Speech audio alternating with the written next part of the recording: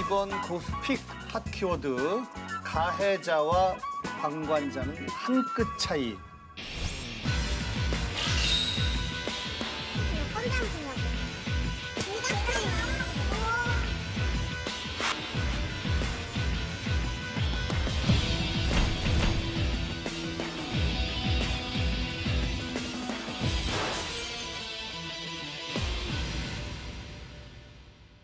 최근 부산에서 여중생 집단 폭행 사건이 일어났잖아요. 예, 피해자의 머리채를 잡고 400m 정도 떨어진 공사장으로 막 끌고 가는 동안 주변에 있는 사람들이 다 봤죠. 예, 다 보고 있는데 누구 하나 막 가서 말리거나 혹은 뭐 신고를 하거나 이런 사람이 없었어요. 그래서 이제 그냥 지켜만 보고 있는 우리에게도 잘못이 있는 건 아닌지 한번 거기에 대해서 얘기를 나눠보도록 하겠습니다. 그 모습에서 이제 어른들이 왜 왔을까는 첫 번째 어린 여학생들이 뭐 자기들끼리 투닥투닥 해야지 뭐 더 큰 뭐 되겠어라고 정도를 하지만은 사실은 어린 여학생들의 그것을 몰랐던 거죠.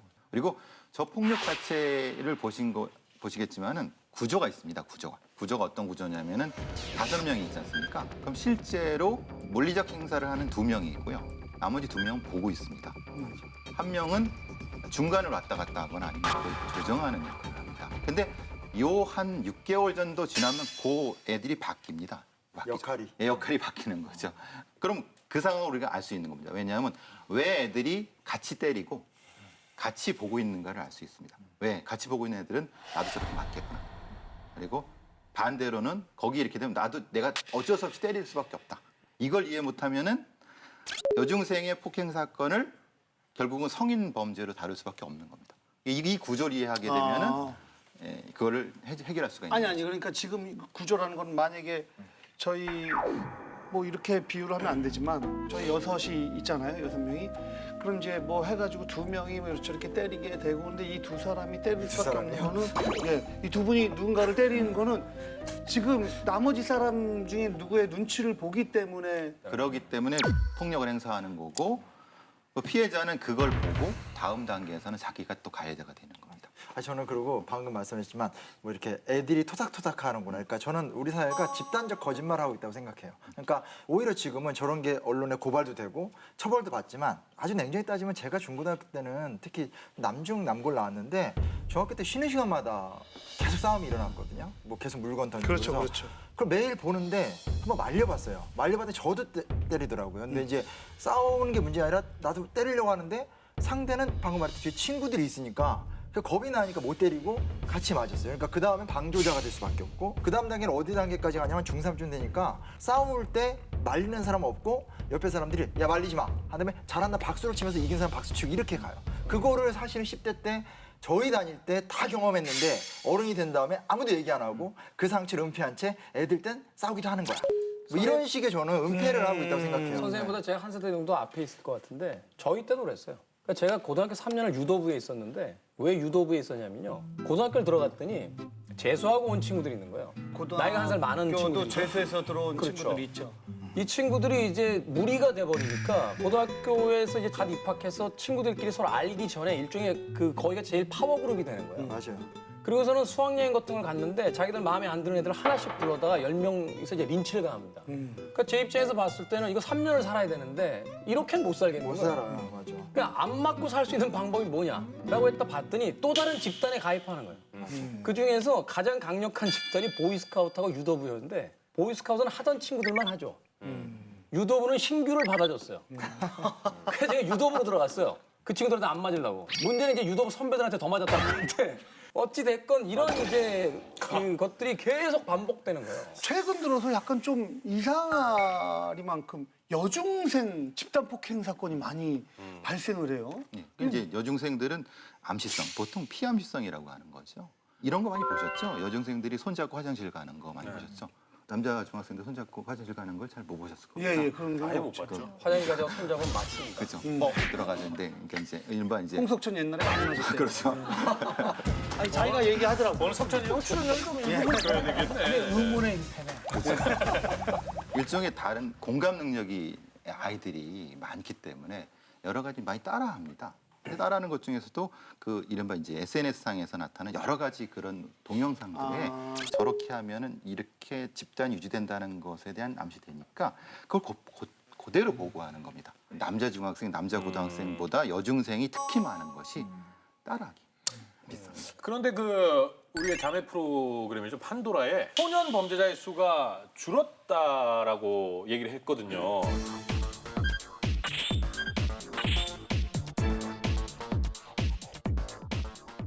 통계는 실제로는 줄었다고 합니다. 그러니까 범죄 통계를 보게 되면. 근데 이제 예를 한번 이렇게 들어보시죠. 한 10년 전에 10명의 비행 청소년이 있었어요. 그럼 각각으로 범죄를 하면 10건입니다. 근데 이제 10년이 지난 다음에는 얘들이 조직화되고 집단화되니까 이것이 한 건이나 두 건이 되는 겁니다. 나머지 애들은 이제 방관하는 거죠. 방관해서 거기에 이제 일종의 하수인 전문용어로 꼬붕이 되는 거죠. 그러니까 이제 근데 폭력적 수위는 높아질 수밖에 없죠. 왜냐하면 아까 말씀드린 조직화되기 때문에 또 암시성이 높기 때문에 집중적으로 폭행을 하니까 예전에 단순하게 때렸던 것이 지금은 이 숫자는 줄어드는데 폭력성은 높아집니다. 그러니까 통계가 낮아졌다는 건 좀 뒷면도 볼 필요가 있는 게요. 그 수능해 버린 거예요. 그 폭력에. 그렇죠. 그러니까 이것을 어떤 고소고발이라든지 또는 그 피해 학생들이 적극적으로 어떤 자신들의 그 피해 상황을 알려나가면서 해결하려는 의지 자체가 사라져 버리니까 보호되는 건수가 준 거죠. 그리고 학교 쪽에서 사실 2013년에 경북 경산에서 그 학교 폭력 때문에 자살한 고등학생이 있었는데 이 고등학생이 중학교 때부터 이미 폭력의 피해자였다는 거죠. 그리고 그 해에 학교 폭력을 당했다라고 조사했을 때 47건 정도의 폭력 사태가 그 보고가 됐는데 학교 폭력위원회 심의 건수는 한 건이고 조치 취한 것도 한 건이라는 거예요. 그러니까 이걸 그만큼 심각하게 쳐다보지도 않고 또는 은폐의 어떤 그 심증이 좀 가는 게 좀 다른 예입니다만 이런 겁니다. 제가 군대 수송부에 있었는데요. 운전을 하는 운전병들이니까 밖에 나면 사고가 나는 경우가 생겨요. 그러면 불러요, 간부가. 그래서 민간인 수용차를 들이받고 오면 집에서 돈을 갖다가 해결을 해요. 왜냐하면 이걸 국가의 보험을 활용하게 되면 그 부대의 사고 건수로 올라갑니다. 맞아요. 국가보험을 써야 되니까. 그러면 거기에 대한 책임을 져서 이 군인이 뭐 영창을 간다거나 하는 또 다른 형태의 징벌을 받아야 돼요. 이 학교 같은 경우도 보면은 분명히 거기에 어떤 여러 가지 정치적인 구조가 있을 텐데 사고 건수가 계속 올라갔을 적에 자신들의 어떤 인사 부분에서 여러 가지 문제가 생기니까 이걸 은폐하는 거예요. 그거는 뭐 저번에 있지 않았어요? 그 어떤 초등학교에서 사건이 벌어졌는데 그런데 결국은 뭐 위원회도 열리고 다 열렸는데 결국은 은폐 시도가 있었다. 다시 다 조사하고 제가 보기에는 그 시스템 하에서는 이제 그런 사건이 자꾸 발생할수록 손해되는 거죠. 그렇죠, 그렇죠. 그러니까 될 수 있으면은 없던 걸로 하고 싶은 거죠. 맞아요. 근데 그 이해관계가 맞아 떨어지는 거죠. 그리고 저 그러니까 사건이 자극적이니까 화제가 되는데 실제로는 저런 거보다는 보통 학생들하고 얘기해보면 왕따 같은 거 있잖아요. 소소하게. 외고라든지 자사고 같이 아주 엘리트들이 모인 데일수록 더 집단적 왕따가 아주 횡행하고 그러니까 그거를 부모가 와서 아이들끼리의 따져도 안 문제인데 되고 아이들끼리의 문제인데 결국 이게 발전돼 나가면 어떻게 되냐면 부모끼리의 파워 게임이 되는 거예요. 학교 내에서의 영향력이 어떤 학부모가 더 세냐에 따라서 문제가 묻혀버리거나 커지거나. 그 일례가 뭐냐면 어떤 아이가 어느 외고에서 이제 집단 왕따를 당한 거예요. 근데 이게 너무 얘가 이제 한 1년, 2년을 당하니까 너무 힘드니까 이 엄마가 학교에 찾아와서 이제 애들이 있고 한 대 가서 무릎 꿇고 막 운 거예요. 근데 그게 어떻게 된지 아세요? 더 왕따 심해져. 왜냐면 루저니까. 그러니까 엄마가 노출이 된 거죠. 노출이 돼서 아 저기는 애든 엄마든 저긴 약해. 라고 하면서 더 가고. 결국 내가 전학할 수밖에 일종의 없었다. 침묵의 구조거든요. 조금 보여준 저 동영상의 여중생들은 어떻게 보면은 낮은 거죠. 노출을 시켜버린 거예요. 수준이 낮은 애들. 예, 예. 실제로 아주 정교하게 왕따를 하거나 폭력을 하는 애들은 노출을 하지 않아요. 그러니까. 그리고 그 학교에 솔직히 이 표현하면 그렇지만은 이 지배하는 자는 힘이고 권력이 있어요. 옛날처럼 이렇게 무슨 싸움만 잘하고 가난하고 이런 게 절대 아니에요. 요즘은 그렇지 않아요. 요즘은 그러면은 이제 학교 내에서도 그런 것들을 쉬쉬하는 이유가 그런 것들이 적발이 되고 이게 알려지면은 뭐 학교장이나 어쨌든 그런 분들이 불이익을 당해서 쉬쉬하는 거죠. 그렇죠. 근데 솔직하게 이걸 다 위에다 보고하면 오히려 더 뭐 격려를 해주고 이런 시스템은 불가능한 건가요? 좀 조직 생활을 하는 거죠. 지금은 제 생각으로는 불가능하다고 봅니다. 왜냐하면은 지금은 학교가 저는 자세히 몰라도 선생님 사라진 지는 오래됐죠. 그러니까 이제 회사원인 거죠. 옛날에 선생님의 개념이라는 건 뭐냐면은 내가 가르친다는 거는 전체적인 걸 다 가르친다는 거예요. 인성도 가르치고 내가 도시락을 못 사오면은 내 돈을 내서라도 도시락을 만들어주고 이런 거였잖아요. 근데 요즘은 그런 건 없어진 지 오래됐고 선생님끼리도 요새는 이제 회사원이 되는 거예요. 저는 참 안 좋게 생각하는 게 학교 상담교사라는 게 있습니다. 근데 예전에는 선생님들도 상담하셨잖아요. 지금 학교 상담교사가 따로 있어요. 그럼 선생님은 뭘 하시죠? 과목을 가르치기만 하고 말씀하는 이제 흔히 말하는 출퇴근 회사원이 되는 거고 그 학교 상담 선생님이 있으니까 상담만 한다고 하는데 학생들은 학교 상담 선생님을 또 무시해. 왜냐하면 비정규직이에요. 그러니까요. 그렇게 쓰거든요. 학교 사회사업가. 구조가 안 되는 거예요.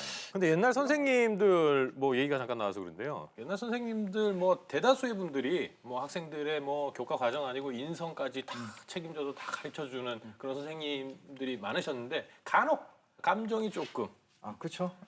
앞서시는 분들이 좀 있었어요. 그래서 뭐 맞을 일이 있었어요. 그래서 많이 썼죠. 예, 나오라 그래가지고 이제 때리시는데 감정적으로 너희를 때리는 게 아니야. 너희 잘 되라고. 너희 잘 되라는 오로지 교육자의 마음에서. 근데 네가 네가 선생님한테 그런 식으로 하다가 나중에 죽어까지 들어봤거든요. 예, 사랑의 매로 시작해서 죽어까지 들어봤어요. 실제 폭력은 중독됩니다. 저 아이들이 감정을 통제하지 못하는 이유는 그겁니다. 폭력은 때리면 때릴수록 폭력에 중독되기 때문에 자기 손으로 아이를 때리는 과정에서 그것을 깨닫게 됩니다. 이미 한 10대, 20대 이상 넘어가면 자기 통제가 안 됩니다. 감정이 막 취하는 네, 감정에 취하는 겁니다. 그거를 보통 어른들은 이제 성장하면서 알게 되는데 저 나이 또래는 모릅니다. 그래서 이제 더 큰 문제가 발생이 계속 하는 제가 거죠. 고등학교 때 그 이제 어느 학교나 그 당시에 다 선생님이 계셨는데 그 별명 미친 개. 다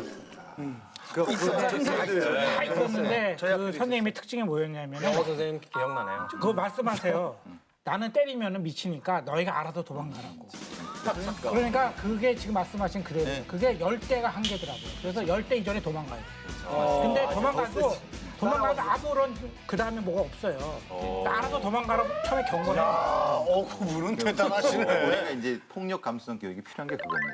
폭력이 어느 정도 이상이 되면은 이제 인간성을 놓치게 된다는 걸 우리가 알려줘야 되는데. 그게 미쳤거든요. 예. 저는 일본에서는 몇 년 전부터 몬스터 페어런츠라는 단어가 생겨가지고 그게 부모님이 너무 세졌다는 뜻인데 원래는 뭐 선생님이 제일 위에 계셨고 가르쳐 주시는 느낌이었다가 이제 정말 회사원처럼 학생들이 조금씩 올라가면서 부모님이 뒤에 계시니까 무서워서 말을 못 하겠다.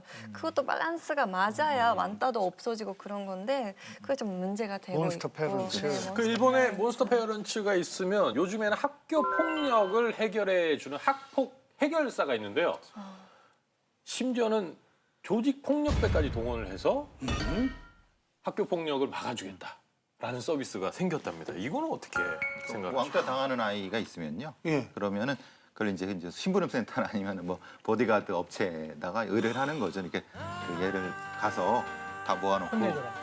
얘 때리면 알지라고 이렇게 하는 거니까 그러면 못 때리게 하는 그런 이른바 이걸 무슨 서비스라고 해야 되는지. 제네형 깡패다 이렇게 얘기하면 그 동생 안 맞아요. 네. 예전에도 그런 건 있었죠. 그 예전에도 뭐 야 그게 무슨 상관이야 해놓고 건들질 않죠.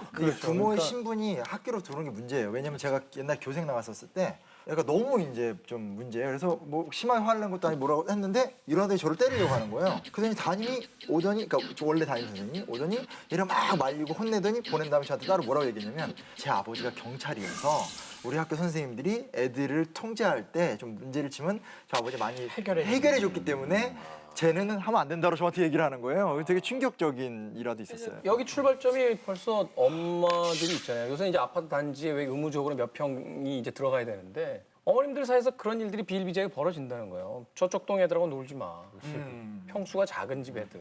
심지어는 왜 얼마 전에 계속 뉴스에 나왔었죠. 학교에 가야 되는데 그 아파트 단지를 조금 더 가난한 아이들이 통과하는 게 싫다고 거기다 펜스를 막아가지고 그 꼬마 아이들이 학교를 가는 걸 빙빙 돌아가게 만든다는 거예요. 아이들을 왕따를 나누는 것이 정당하다고 아이들에게 가르쳐놨는데 이 아이들이 이 사고를 쳤을 때 이 아이들에게 소년법을 없애가지고 중범죄를 처해야 되는 이게 무슨 말도 안 되는 논리냐고요 지금.